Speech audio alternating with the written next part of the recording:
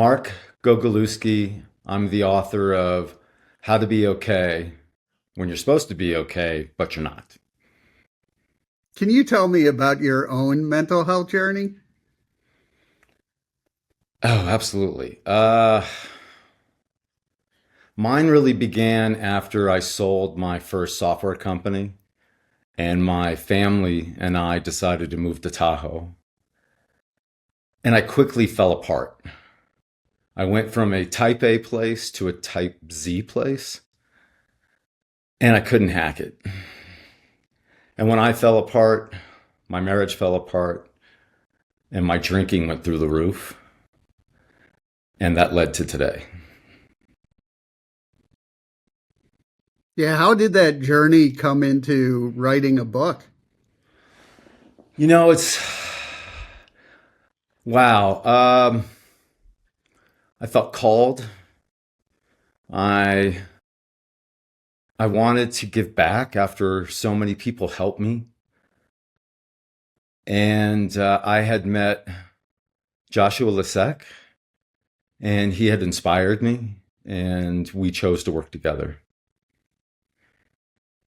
How did writing the book help your own healing process? Wow, these are great questions.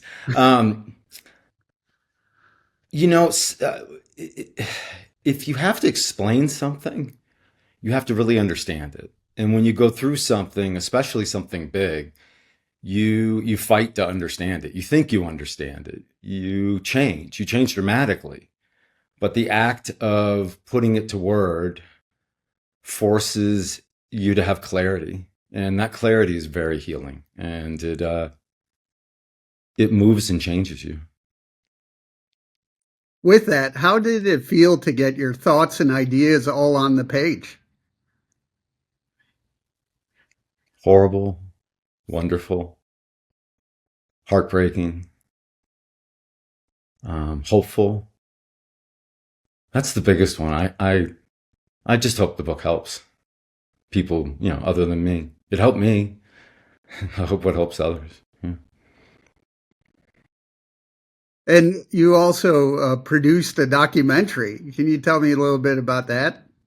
Oh, I'd love to. Oh, Buried. Yeah, that was, my God, that was a beautiful experience. I live very near there, and two of my closest friends are filmmakers, and this horrible, horrible event defined our community for, I'd say, 40 years.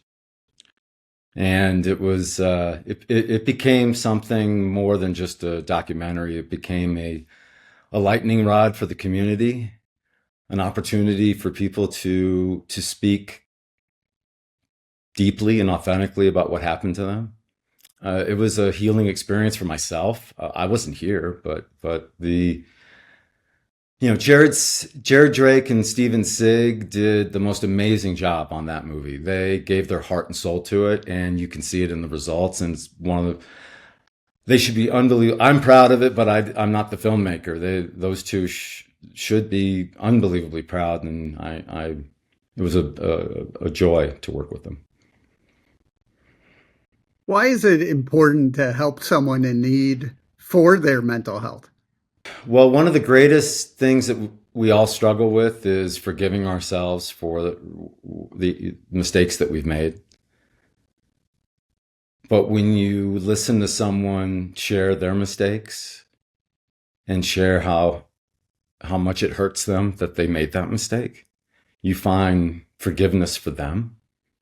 And when you start finding forgiveness for others, forgiveness for yourself becomes possible. And then with practice becomes easier. What do you do to help your own mental health? Well, I would say that how you do anything is how you do everything. It all matters. Every bit of it. Every choice, every word, every action, and every reflection. They all matter. And for me, I'm always learning from other people how to be a leader because I want to be a leader in this mental health field. But what would you say to anyone that want to follow your footsteps? Uh, just go do it. Take a chance, make a mistake, fail. Get comfortable with failure, embrace it, love it, and if you make the choice and believe you'll make a difference, you will. You just have to be honest with yourself as you make those mistakes, because the mistakes will point you to your success.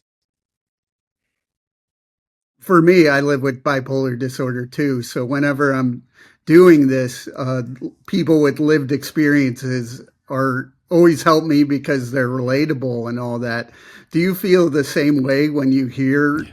stories of people going through similar things? Yeah, there's it appears to be almost impossible for someone who has not been through that type of pain to really understand that type of pain. So talking to others makes you realize you're not alone and that what you're going through is human and natural.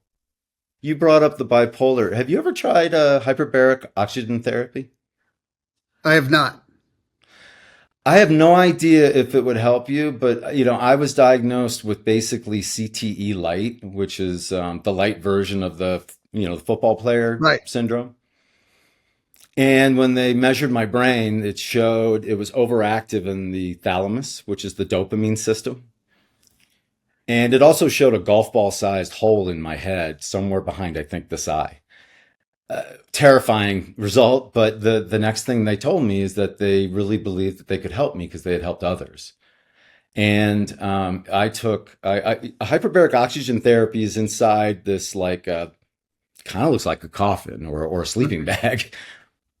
Weird. Anyway, you get inside, it pressurizes, then you breathe pure oxygen, and so it hyperoxygenates your blood, which gives your body the opportunity to heal things that are difficult to heal. So I Hmm. think in my case, it healed the hole and it healed my thalamus because after a